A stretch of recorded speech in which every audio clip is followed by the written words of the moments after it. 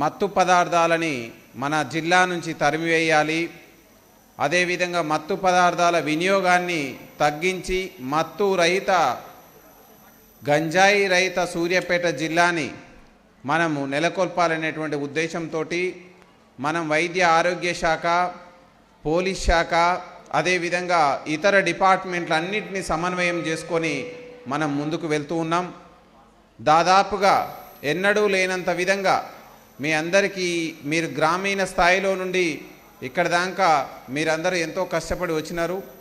ఈ సందర్భంగా మేమందరం ఏం చేస్తున్నాం అనేటటువంటి మీకు తెలియాలి. కాబట్టి ఇక్కడ గ్రామీణ ప్రాంతాల్లో మొదలుకొని మున్సిపాలిటీలలో ఉన్నటువంటి యువత ఈ మత్తు పదార్థాలు అనేవి పల్లె పల్లెకు కాలనీకి పాకి ఈరోజు మనకు ఎన్నో నేరాలకు కారణభూతమవుతున్నాయి.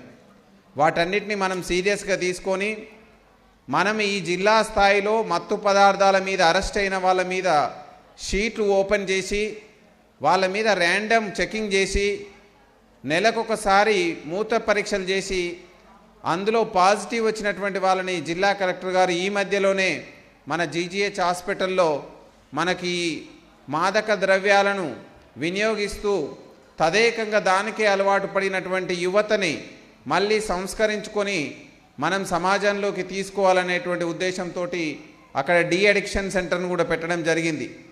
సో దీనన్నిటినీ మనం గట్టి నిఘా పెట్టినాం. మీరు కూడా యూనిఫామ్ లేనటువంటి పోలీసులుగా, సర్పంచ్ అంటే ఊరికి పెద్ద, ఊరికి ప్రజాప్రతినిధి, లా అండ్ ఆర్డర్ అనేది వాళ్ళ చేతిలో ఉండాలి. లా అండ్ ఆర్డర్ అనేది ఖచ్చితంగా వాళ్ళను పరిరక్షించడానికి వాళ్ళు తోడ్పాటును అందించాలి. మీరు అదేవిధంగా కౌన్సిలర్ అంటే ఆ కాలనీకి ప్రజాప్రతినిధి. మీ కాలనీలో ఎక్కడైనా యువత చెడు మార్గం పడుతున్నా, గంజాయి కానీ మత్తు పదార్థాల వైపు వెళ్తున్నా మా దృష్టికి తీసుకురండి. డయల్ 100 రూపంలో తీసుకురండి. డయల్ 112 అని ఇటువంటి కొత్త నెంబర్ వచ్చింది.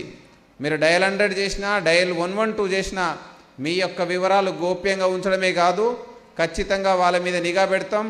మన సూర్యాపేట జిల్లా పోలీస్ దీని మీద చాలా నిబద్ధతతో పనిచేస్తుంది. ఇక్కడి నుంచి మనకు ఈ ఆంధ్ర ఒరిస్సా బార్డర్లో ఉన్నటువంటి ఏరియాకు వెళ్ళి కిలో కానీ 2 కిలోలు కానీ 3 కిలోలు కానీ గాంజాయి తెచ్చేటువంటి వ్యక్తుల మీద గట్టి నిఘా పెట్టి రీసెంట్గా సక్సెస్ఫుల్గా పట్టుకున్నాం. వాళ్ళ మీద షీట్స్ ఓపెన్ చేస్తున్నాం.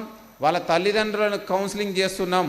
ఇదంతా కూడా మన సేఫ్టీ అండ్ సెక్యూరిటీ సూర్యాపేట విషయంలో మనం ముందుకు వెళ్తూ ఉన్నాం. నెక్స్ట్